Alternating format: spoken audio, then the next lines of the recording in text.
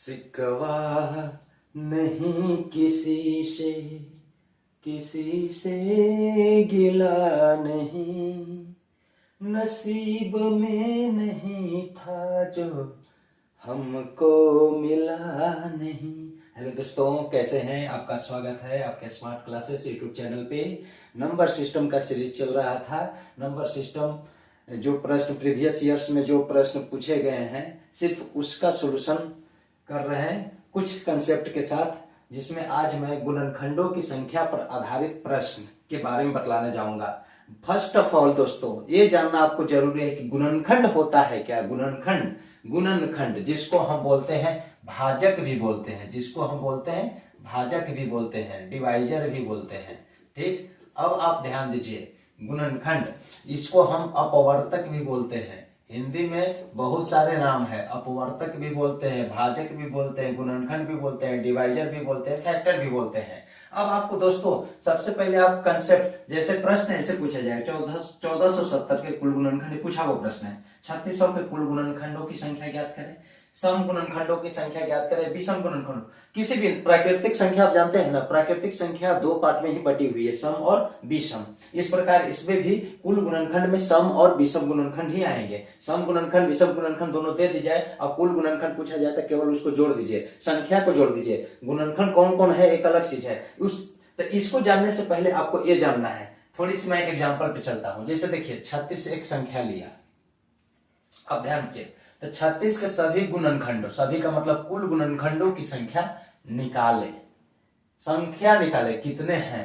तो गुणनखंड का मतलब क्या होता है? जिससे कट जाए। गुणनखंड का मतलब होता है जिससे कट जाए। और गुणनखंड are divided into two parts, proper और इम्प्रॉपर, उचित गुणनखंड, अनुचित। ऐसे आप कॉन्सेप्ट प्लेलिस्ट में जाकर आप कॉन्सेप्ट, हाँ सबसे पहले मैं दोस्तों आप लोगों से ही कहना चाहूंगा कि जो नए यूजर मेरे चैनल पे आए हैं, वो सबसे पहले मेरे चैनल को सब्सक्राइब कर लें, लाइक कर लें, शेयर कर लें, और ताकि फॉर वीडियो आपको प्राप्त हो सके। देखिए, कॉन्सेप्ट जानने के लिए इसका सीरीज भी आएगा, अलग अलग टॉपिक वाइज मैं कवर करूंगा, लेकिन यहाँ पे पूछे हुए प्रश्नों को हम केवल कवर किया हूं। तो ऐसे जान लीजिए, विधि भी होती है, भाग विधि, भाज्य गुणनखंड विधि निकालना। ठीक, बहुत सारे इसमें प्रश्न बनते हैं दोस्तों, बहुत बड़े बड़े प्रश्न बनते हैं, लेकिन हाँ स्मार्ट स्टडी से आप चुटकियों में सॉल्यूशन कीजिएगा। देखिए कैसे, जैसे देखिए 36 के सभी गुणनखंड, तो पहले आप ऐसे कीजिए, 36 लिख लीजिए, और 36 का गुणनखंड या अपवर्तक या भाजक कुछ भी लिख सकते हैं। गुणनखंड लिखिए, चाहे भाजक लिखिए, चाहे अपवर्तक लिखिए, एक ही नाम है। या इसको डिवाइजर भी लिखिए, या इसको आप फैक्टर भी कहिए, तो ये मतलब बराबर हम लेंगे। ठीक, इतना लिख कर ना कीजिएगा, एग्जाम में आप इतना लिखने ना जाइएगा। आप यहाँ 9वां 10वां 11वां 12वां के क्लास नहीं पढ़ रहे हैं, डायरेक्ट आप 36 बराबर कोई ऐसे लिखता नहीं कि 1 से कटता है, 2 से कटता है, ये लिखना ऐसे गलत है। 36 बराबर 1 2 लिखना गलत है, लेकिन आप मैथ बनाइएगा तो ऐसे कीजिएगा, डायरेक्ट आपका इतना लिखने जाइएगा। आपको समझ में आना चाहिए कि 36 है, डायरेक्ट ऐसे कर देंगे कि 36 के गुणनखंड हम लिख रहे हैं। तो 36 का गुणनखंड का मतलब है कि 36 को काटने वाली कौन कौन सी संख्या है। आपको ये तो जरूर पता होगा दोस्तों कि एक सभी संख्याओं को काटती है, तो एक तो निश्चित होगा। ठीक, उसके बाद 2 से कटेगी, 3 से कटेगी, 3 के बाद 4 से कटेगी, 6 से, 9 से, 12, 18 और 36। स्वयं से तो कटेगी ना, स्वयं भी तो है ना, कोई भी संख्या स्वयं से कटेगी। यानी इसी प्रकार सभी संख्याओं को आप लिख सकते हैं। 1470 को भी लिख सकते हैं, लेकिन इसका लिखना कठिनाई होगी, डिफिकल्ट होगा। तो यहाँ पर इसका कंसेप्ट होता है, उस कंसेप्ट को बतलाने से पहले मैं इस पे चर्चा कर रहा हूँ। 36 छोटा सा नंबर लिया, अब मैं बतला दिया कि एक तो जरूर आएगी। किसी भी संख्या का सबसे छोटा गुणनखंड 1 होता है। कोई पूछ देगा किसी संख्या का सबसे छोटा गुणनखंड अपवर्तक भाजक, तो स्वयं 1, और सबसे बड़ा तो स्वयं खुद से कट जाएगी, वो सबसे बड़ा होता है। ध्यान दीजिएगा। अब इसी में उचित अनुचित आप जान ही लीजिए। उचित को हम समुचित भी बोलते हैं, उचित को आप समुचित भी कह सकते हैं। उचित को समुचित, प्रॉपर और इम्प्रॉपर।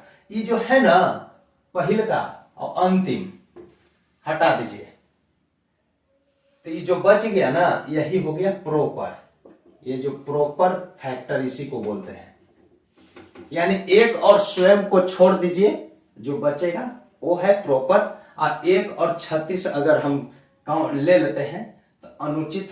1 और 36 को क्या बोलते हैं? अनुचित बोलते हैं। 1 और 36 स्वयं और एक अनुचित में, और उचित में बीच वाला आता है, और दोनों मिलकर हो जाता है कुल गुणनखंड। यानी यहाँ पे अब वो तो समझ गए, उचित छोड़िए, वो सब बाद में भी समझिएगा। आप यहाँ देखिए 36 को काटने वाली ये सब संख्याएं हैं, तो ये 36 को काटने वाली जब ये सब संख्याएं हैं तो आपको इसको गिन लीजिए, 1 2 3 4 5 6 7 8 9, तो कुल संख्या कितना हो गया?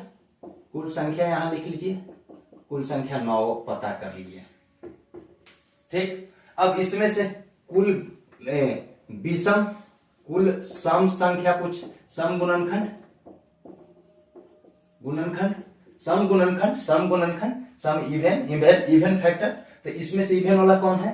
1 2 है, 4 है, 6 है, 12 है, 18 है और 36 है, ये है। अब कुल संख्या में पूछेगा तो 1 2 3 4 5 6, संख्या में हम जवाब देंगे 6 को। हम डायरेक्ट लिखते हैं, ये लिखना गलत है ऐसे। कुल सम गुणनखंड बराबर हम ये सब लिख सकते हैं, कुल सम गुणनखंड, संख्या पूछ देगा, गुणनखंडों की संख्या बराबर 6 हो गया। हम समझाने के लिए लिख रहे हैं। विषम, कुल विषम गुणनखंड संख्या, विषम गुणनखंड ले लीजिए। तो ऐसे तो क्लियर हो गया कि 9 को टोटल था, 6 को हट गया तो 3 को आना चाहिए। वो कौन? 1 है, 3 है और 9 है। दिख रहा है कि नहीं? 1 3 9, तो कितना संख्या हो गया? 3। कहने का मतलब सम गुणनखंड और विषम गुणनखंड दोनों जोड़ेंगे तो कुल गुणनखंड प्राप्त हो गया।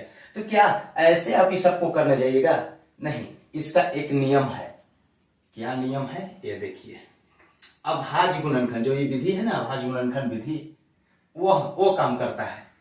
अभाज्य गुणनखंड कीजिए तो ऐसे भाग, अब ये तो एलसीएम वाला मेथड जानते ही होंगे। 2 से लगेगा 18, 2 से कितने मरतबे जी? 9, 2 से 3 से।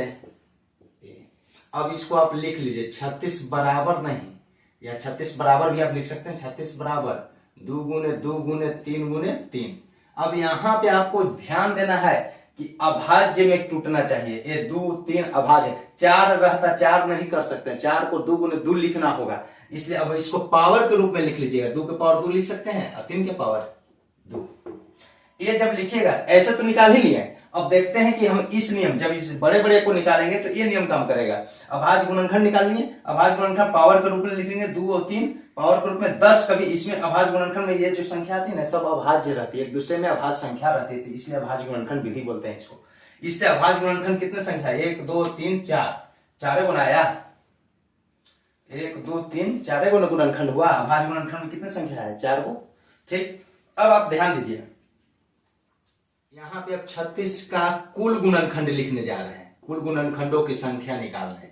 कुल गुणनखंड कौन कौन गुणनखंड होगा तो ये पता ऐसा करना होगा कि जिससे कटेगा वो गुणनखंड। जैसे 1470 2 तो होगा ही, 0 है। ठीक, 7 4 11 1 12 3 से भी 9 भी, इस तरह से तो अलग चीज है। कुल गुणनखंडों की संख्या, काटने वाली कुल संख्या कितनी होगी? कुल गुणनखंडों की संख्या। अब आप देखिए, ऐसे आपको मालूम हो गया कि 9 है। ध्यान कुछ नहीं करना है, कुल गुणनखंडों की संख्या निकालना है ना। तो ये जो आया रहेगा पावर जो है ना, ध्यान दीजिए, पावर को देखिए, पावर में सब में 1 जोड़ के गुना कीजिएगा। यहाँ 2 है तो 2 में 1 जोड़ दीजिए, और गुने 3 के पावर 2 है तो 2 में 1 जोड़ दीजिए, यानी 3 गुने 3 यानी 9। आ गया कि नहीं? 9 आंसर। 9 को कुल गुणनखंड प्राप्त हुए। पावर में 1 जोड़ेंगे, वो सम हो या विषम हो, सब के पावर में जोड़ेंगे कुल गुणनखंड निकालने के लिए। अब इसी का 36 का सम गुणनखंड, 36 का सम गुणनखंडों की संख्या, सम गुणनखंडों की संख्या, सम गुणनखंडों की संख्या अगर कह दी जाए तो सम गुणनखंड की संख्या कहेगा दोस्तों, तो सम वाला में नहीं जोड़ेंगे। तो सम है 2, ये ऊपर पावर को नहीं देखिएगा यार, पावर को नहीं देखना है दोस्तों कि सम वाला में 2, तो 2 के पावर 2, तो ये 2 लिखेंगे, ये पावर जो के त्यों लिख देंगे सम वाला में। अब ये सम वाला उसके बाद जो है गुने, इसमें जोड़ेंगे 2 + 1, तो 2 गुने 2 1 3 यानी 6। सम गुणनखंड 6 है कि नहीं? आया कि नहीं? सम वाला पावर जो के तो लिख देंगे, अब विषम वाला पावर में 1 जोड़ के गुना करेंगे। अब विषम कहेगा 36 का विषम। इसमें भी एक चीज ध्यान देना है दोस्तों, विषम गुणनखंडों की संख्या, विषम गुणनखंडों की संख्या। तो विषम गुणनखंडों की संख्या कहेगा तो विषम कह रहा है, सम वाला को सीधे हटा देंगे, सम से मतलब है नहीं, दू जो रहेगा, दू के घात में 4 रहेगा, दूसरो दू में बदल देना है, तो दू वाला सब सम वाला को हटा देंगे, जो बच गया विषम उसका पावर जो है उसमें 1 जोड़ देंगे, तो 3 ही सिर्फ है, और जो रहता तो 3 गुने 3 देखिए आएगा। कहने का मतलब यही है, कॉन्सेप्ट यही है दोस्तों, कॉन्सेप्ट यही है, इसी पर आधारित बनेगा। अब इसमें आपको ध्यान देना है, इसी में उचित है ना, आएगा प्रश्न, आएगा पूछा वो प्रश्न प्रीवियस ईयर, जिसने भी प्रश्न पूछे हुए उस पर हम विचार कर रहे हैं। चलिए आगे बढ़ते हैं। जैसे देखिए दोस्तों, पहला प्रश्न 1470 के कुल गुणनखंडों की संख्या निकालें। अब 1470 किससे किससे कटता है निकालने जाएंगे, 1470 किससे किससे कटेगा, जैसे हम बतलाए वैसे निकालने जाएंगे। आपको मालूम तो हो गया कि गुणनखंड क्या है, गुणनखंड कभी भी अपनी संख्या है ना उससे बढ़कर नहीं होगा, यही अपवर्त पढ़िएगा ना, जिसको हम बोलते हैं अपवर्त, जिसको हम कह सकते हैं क्या, गुणज, वह पहाड़ हो जाता है, यानी बढ़ सकता है, सबसे छोटा स्वयं संख्या। खैर वो छोड़िए बात, आइए इधर, पहले वो जानने के लिए आप चैनल पर जाइए, प्ले लिस्ट में देखिएगा। 1470 के कुल गुणनखंडों की संख्या ज्ञात करना है, तो क्या 1470 किससे किससे कटता है वो विचार करेंगे। दिन गुजर जाएगी, रात भी गुजर जाएगी, वैसे विचार कीजिएगा तो समझे, स्मार्ट इस मेथड से चलेंगे। तो इस मेथड में ऐसे करना होगा, तो क्या इसको आप ऐसे कर सकते हैं, और ऐसे करना क्या जरूरी है, आप डायरेक्ट यहां ध्यान दीजिए, डायरेक्ट बनाइएगा, गुणनखंड निकाल रहे हैं, ये 0 है तो हम इसको 147 गुने 10 तो लिख दे सकते हैं। अब फिर हम इसको 147, 7 और 4 11 1 12 हो रहा है, 3 से कटेगा, यानी 3 गुने 4 तिया 12, 3 से भाग दे रहे हैं, 4 तिया 12 9 49, 3 गुने 49 लिख सकते हैं, और 10 को हम 5 गुने 2 लिख सकते हैं। अब इसी को देखिए 1470 को हम ऐसे लिख सकते हैं, 3 गुने 7 गुने 7 49 हो जाएगा, अब 5 गुने 2, ये 2 पहले लिख लीजिए, फिर 3 लिख लीजिए, फिर 5 लिख लीजिए, 7 2 है, 7 का पावर 2, ऐसे भी कीजिएगा तो वही चीज आएगा। देखिए 7 दूनी 14, 3 दूनी 6 5, फिर 3 से काटिए, 3 दूनी 6 5, 3 से काटिए, नहीं 3 से नहीं 5 से कटेगा, 5 से काटिए, ये 7 से आया कि नहीं, वही चीज आएगा। तो ये नहीं, यहाँ पर भी आप कुछ दिमाग लगाइएगा कि 0 है, 10 अलग अलग करेंगे, जैसे 36 है तो 36 गुने 100, 100 को अलग, 2 गुने 5 गुने 25 कुछ लिखेंगे, और 36 को 3 गुने 12 कुछ ऐसे कर देंगे। ठीक, आइए देखिए, अब इसको घात के रूप में लिख दीजिए, 2 के पावर 1 है, 3 के पावर 1 है, 5 के पावर 1 है, 7 के पावर 2 है, तो कुल गुणनखंड, कुल गुणनखंडों की संख्या, अब आपको तो पता चल ही गया होगा दोस्तों, ये कुल गुणनखंड निकालना है, सब के पावर में 1 1 जोड़िए, यहाँ 1 है 1 जुटेगा तो 2 हो जाएगा, गुना करना है, 1 है 2 हो जाएगा, 1 है 1 और जोड़ेंगे, 1 ही जोड़ना है तो 2, यहाँ 2 है तो 1 जोड़ेंगे तो 3, 3 दूनी 6 दूनी 12 दूनी 24, ऑप्शन कौन सा, सी। क्लियर, यहां तक तो पता चल गया। अब आइए 3600 के कुल गुणनखंड, तो 3600 को हम क्या लिख सकते हैं, इस मेथड से बनाइएगा या दिमाग लगाइएगा तो 36 गुने हम लिख सकते हैं 25 गुने 4, 25 चौक 100, 100 अलग कर दिए, 25 चौक 100, इसको हम लिख सकते हैं 3 गुने 9 गुने 4 36, 2 और 3 में तोड़ना ही है, तो गुने 25 को हम लिख सकते हैं 5 गुने 5 गुने 2 गुने 2। अब देखिए यहाँ 3 गुने 3 कर दीजिए, 2 गुने 2 कर दीजिए, 5 गुने 5 और 2 गुने 2, नहीं हो जाएगा, 9 के 3 गुने 3, 4 के फिर 2 गुने 2, 5 गुने 5 है ही, 2 गुने 2।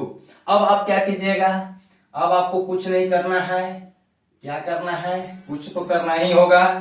3 कितने हैं, 1 पहले 2 2 1 2 3 4 है, 2 के पावर 4 गुने 3 कितने हैं, 2 गो हैं, और 5 कितने हैं, 2 हैं, ऐसे लिख लेंगे पावर के रूप में, नहीं रहेगा तो 1, नहीं है तो 1। अब कुल गुणनखंड निकाल लीजिए, कुल गुणनखंडों की संख्या प्राप्त हो जाएगा दोस्तों, क्या है, मजा तो आ ही रहा होगा। कुल गुणनखंडों की संख्या में बतलाया हूं कि सम और विषम सब के घात में 1 जोड़िए, नहीं है तो 1 समझिएगा, यहाँ 4 है, एक जोड़ेंगे तब 5 हो गया, गुने करेंगे, 2 है तो 3 हो जाएगा, 2 है तो 3 हो जाएगा, 5 से 3 में 15, 15 से 3 में 45, आंसर हो गया 45। कहाँ है ऑप्शन या देख रहे हैं। बार बार वीडियो देखिए, सब्सक्राइब कीजिए, लाइक कीजिए। लाइक नहीं मिल पा रहा है जो दोस्तों, जितना मैं चाह रहा हूं उतना लाइक तो मेरे को मिल ही नहीं रहा है, लगता है मैं डिसलाइक हो गया हूं। चलिए आगे बढ़िए।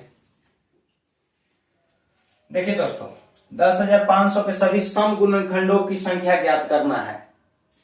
कुल गुणनखंडों की भी कह सकता है, बतला दिए कुल गुणनखंडों में 2 और 3 5 7 में अभाज्य गुणनखंड के रूप में तोड़ेंगे घातों में, सब घात में 1 जोड़ देंगे और गुना कर देंगे आपस में कुल।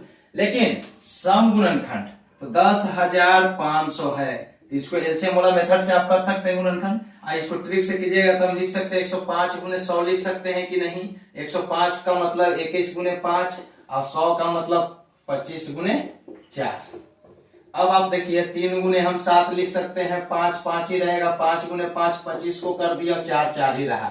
अब देखिए 3 पहले नहीं पहले 2, 4 को हम लिख सकते हैं ना 2 गुने 2 तो 2 के पावर 2, 3 एक ही है, 5 3 है और 7 एक ही है। कुल गुणनखंड अगर पूछता तो यहाँ 3, देखिए इसका पावर एक ही है, ध्यान दीजिएगा, यहाँ 3 दूनी 6, यहाँ एक एक बढ़ाएंगे 6 चौक 24 और दूनी 48 को कुल हो जाता। लेकिन सम पूछा है, कुल सम गुणनखंडों की संख्या। इतना लिखिएगा नहीं, परीक्षा में ऐसे लिखिएगा तो टाइम लैप्स कर जाएगा, समझे। इसलिए आप डायरेक्ट आप देखिए, आपको बतलाया नहीं इसलिए मैं लिख रहा हूं। कुल सम गुणनखंडों की संख्या लिखना है तो सम गुणनखंड वाला पावर ज्यों के त्यों लिख दीजिए। पावर कितना है 2, तो 2 लिखेंगे, जोड़ेंगे नहीं, यही ध्यान देना है। अब मल्टीप्लाई और सब के पावर में 1 जोड़ दीजिए, यानी पहले भी जोड़िए और 1 जोड़ दीजिए तो हो जाएगा। जैसे एक चीज 3 1 4 1 5 और 1 6 होगा, यहाँ 2 और यहाँ 5, वैसे गलत हो जाएगा। अलग अलग जोड़िए, यहाँ 1 है तो 2 हो गया, 3 है तो 4 हो गया, 1 है तो 2 हो गया, सब मल्टीप्लाई में गुने 2 गुने 4 गुने 2। अब इसको मल्टीप्लाई कीजिए, 4 दूनी 8 दूनी 16 दूनी 32, 32 ऑप्शन कौन सा है सी।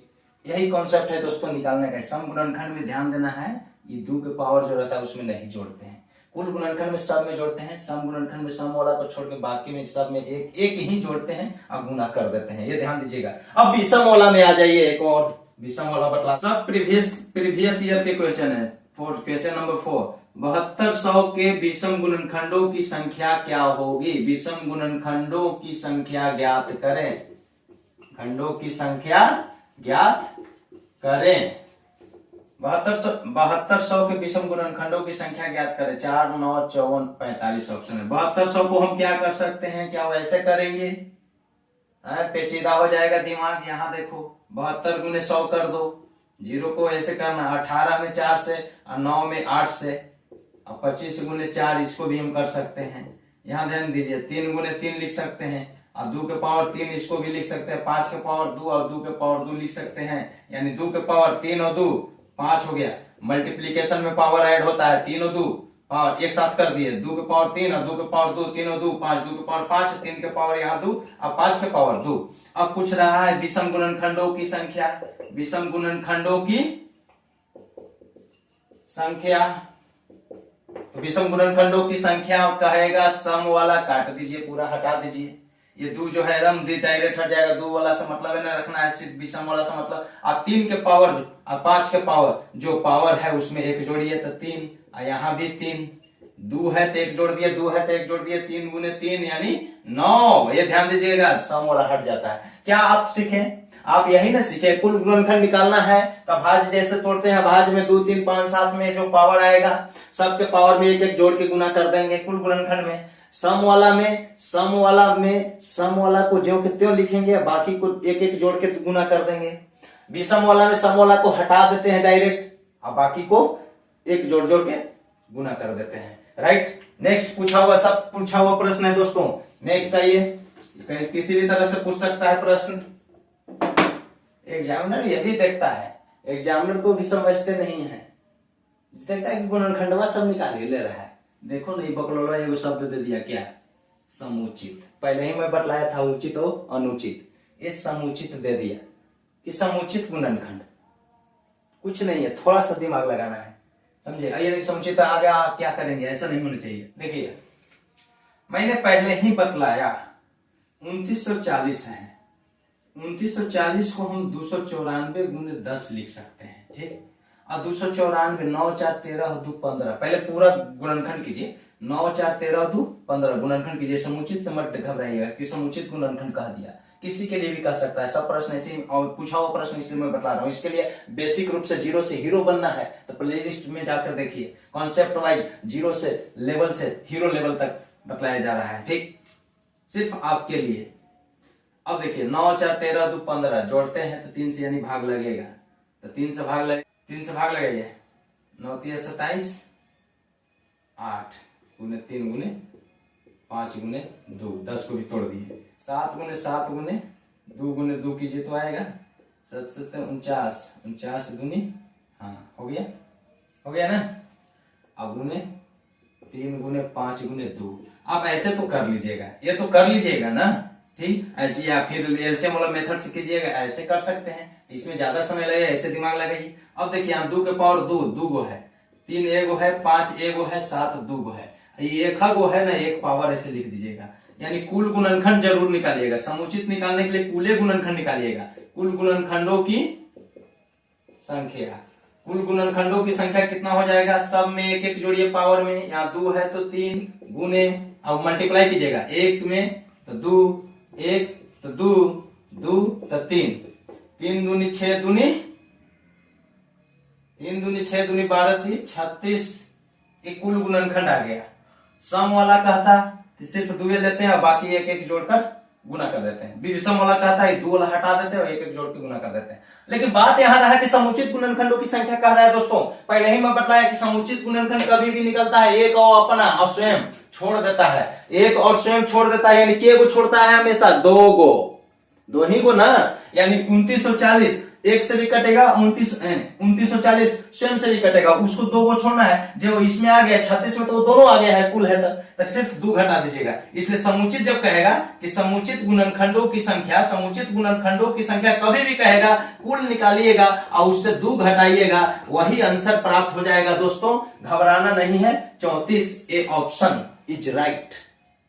मेरा विश्वास है कि आप सभी समझ रहे होंगे, लेकिन सब्सक्राइब लाइक और शेयर नहीं कर रहे हैं, समझे, यही गलत बात है। चलिए खैर, डिसलाइक भी तो कर दिया कीजिए। नेक्स्ट को प्रश्न आइए, नेक्स्ट प्रश्न आइए, यानी समुचित निकालने के लिए कुल निकालिएगा, 2 घटा दीजिएगा, क्योंकि एक और स्वयं को केवल नहीं लेते हैं, एक और स्वयं को छोड़कर जो बच जाता है वही समुचित होता है। इसका मतलब एक और स्वयं 2 ही गुण होगा, प्रत्येक संख्या एक और स्वयं से कटती ही है, प्रत्येक संख्या एक और स्वयं से कटती है, समझे। इसलिए कहा जाता है कि किसी भी संख्या का सबसे छोटा गुणनखंड 1 और किसी भी संख्या का सबसे बड़ा गुणनखंड खुद स्वयं, ठीक। आइए क्वेश्चन 6 देखिए दोस्तों, पूछने का तो ऐसे भी प्रश्न पूछ लिया जाता है, लेकिन कुछ करना नहीं है वही। जैसे देखिए प्रश्न पूछा हुआ प्रश्न है, n बराबर 4 के पावर 11, 4 के पावर 12, 4 के पावर 13, 4 के पावर 14 तक प्लस में है, n के कुल गुणनखंड क्या है, इसको सोल्व करेंगे, 4 गुने 4 गुने 11 बार, 4 गुने 4 गुने 12 बार, और सबको जोड़ेंगे तो एक संख्या मिलेगी और उसका कुल गुणनखंड जैसे निकाले हैं वैसे निकालेंगे। तो क्या इतना करने जाएंगे, 4 के पावर 11, 4 के पावर 12 ऐसे हम करने जाएंगे, नहीं। आइए इसके लिए ट्रिक क्या है, n बराबर क्या है वो लिख लीजिए, ध्यान दीजिए, कॉमन ये सब काहेला बना है, सारो गुणनखंड निकालो, फिर सारो गुणनखंड निकालो, और जो सारो गुणनखंड में सबसे बड़ा हो गया वही महत्तम समापवर्तक, समझे। महत्तम एलसीएम ये सब पढ़िएगा तो जानिएगा, अभी बने रहिए, ये पूछे हुए प्रश्नों पर खाली सीरीज चल रहा है क्योंकि एग्जाम बार बार आ रही है, ठीक। ध्यान दीजिए, ये सभी में कॉमन क्या है, सबसे 4 सब में है तो सबसे छोटा घात ही ना कॉमन अंदर घुसेगा सब में, तो यहाँ बच जाएगा क्या 1, ये 4 के पावर 12 है, 11 को निकल गया तो 4 के पावर 1 है, ना गुना में पावर जुटता है तो 11 1 12, और 4 के पावर 13 है तो 11 निकल गया तो 2 को ऐसे कर लीजिएगा, और आप जानते ही गुना कीजिएगा तो पावर जुटेगा 13 आ जाएगा, 4 का पावर 3 ऐसे कॉमन ले लेंगे। 4 के पावर 11 आप जानते हैं पहले कि 4 के पावर 11 है तो 2 के पावर 2 ऐसे लिख सकते हैं 4, 2 के पावर 2 हम 4, क्योंकि 2 या 3 अभाज्य संख्या में तोड़ते हैं तो 2 के पावर 2 लिख दिया तो 4, और एक टोटल पावर 11 है ऐसे लिख दिए, 1 4 के 4, 4 से 4 में गुना 16 आए 64, 4 गुने 4 गुने 4 64। अब देखिए 2 के पावर 11 यहाँ मल्टीप्लाई हो जाता है तो 2 के पावर 22 हो गया, अब मल्टीप्लाई 64 और 16 80 और 4 84 और 1 85 आ रहा है। अब आप ध्यान दीजिए 2 के पावर 22 तो ठीक है, ये 17 बचे 85 लिख सकते हैं। अब आप देखिए कुल गुणनखंड पूछ रहा था, यहाँ सब अभाज्य है, 17 खुद अपने आप में अभाज्य है, इसलिए कुल गुणनखंडों की संख्या क्या हो जाएगी? आप तो अब बतला ही सकते हो दोस्तों, ये 22 है तो 23 हो जाएगा, गुने 1 यहाँ पावर 1 है तो 2 और गुने यहाँ पावर 1 है तो 2, तो 23 में 4 से गुना हुआ 92, ये ऑप्शन है आंसर। ऐसे बनाइएगा इस तरह के प्रश्न को। नेक्स्ट यहाँ कुल गुणनखंड निकालने, कौन कौन से गुणनखंड होगा वो निकालना मुश्किल है, बड़े बड़े के जैसे 36 के कौन कौन गुणनखंड होता है, छोटा छोटा का तुम बतला देंगे, उसका निकालना मुश्किल है, कौन कौन सा गुणनखंड होता है। ठीक, मुश्किल नहीं है, टाइम लगेगा, बहुत लंबा जाएगा। अब देखिए n बराबर दिया हुआ है दोस्तों, n बराबर दिया हुआ है 4 के पावर 4 और 6 के पावर 6, तो n के कुल गुणनखंड निकाले। ये प्रश्न देखिए n बराबर 4 के पावर 4 प्लस 6 के पावर 6, तो n के कुल गुणनखंड ऑप्शन आपके सामने है। ठीक, तो इसको क्या करेंगे, आपको कुछ नहीं करना है, ध्यान दीजिए, सिर्फ यही तोड़िए इसको, 2 के पावर 2 लिखेंगे 4 को, इसका पावर 4। अब इस 6 को क्या करेंगे, अभाज्य गुणनखंड में तो 6 के अभाज्य गुणनखंड 2 गुने 3 होता है, यानी 2 गुने हम 3 लिखेंगे, ये दोनों के पावर, क्योंकि 6 के पावर है तो 2 गुने 3, टोटल के पावर 6 ऐसे। ठीक, अब 2 के पावर 8 हो जाएगा, अब प्लस 2 के पावर 6 और गुने 3 के पावर 6, अलग अलग ऐसे लिख सकते हैं, दोनों को अलग अलग हम लिख सकते हैं, 2 के पावर 6 गुने 3 के पावर 6। ठीक, हम लिख सकते हैं, नियम होता है ना, जानते हैं। ठीक, अब देखिए इसमें कॉमन लीजिए, 2 के पावर 6 यहाँ प्लस है तो पद अलग अलग है, 2 पद है तो 2 के पावर 6, 2 के पावर 8 है तो 2 के पावर 6 कॉमन लिए, यहाँ 2 के पावर 2 बचा और प्लस 3 के पावर 6 बच गया, 2 के पावर 6 ही रहने दीजिए, गुने यहाँ 4, 2 के पावर 2 4 प्लस है ना, और 3 के पावर 6, 3 गुने 3 कीजिएगा तो 3 3 में 9 और फिर 9 9 81 और फिर 81 9 729, यानी 2 के पावर 6 गुने ये 733। अब आप ध्यान दीजिए दोस्तों, 733 अब कटेगा किससे ये देखना है, ये अभाज्य संख्या है, ये क्या है, अभाज्य संख्या है, नहीं कटेगा किसी से, अभाज्य संख्या है, तो 733 अभाज्य है, इसका पावर 1 है, तो कुल गुणनखंड निकालना है, कुल गुणनखंड, तो कुल गुणनखंड जब अभाज्य आएंगे तो अभाज्य आ गया तो हम रुक जाएंगे, 2 के पावर 6 है तो 1 जोड़ेंगे पावर में 7, 7 गुने 1, 7 गुने 1 नहीं, यहाँ 1 है पहले से पावर तो 2, तो 7 दूनी 14, 7 दूनी 14, कहाँ ऑप्शन है, सी, यही आंसर हो गया दोस्तों।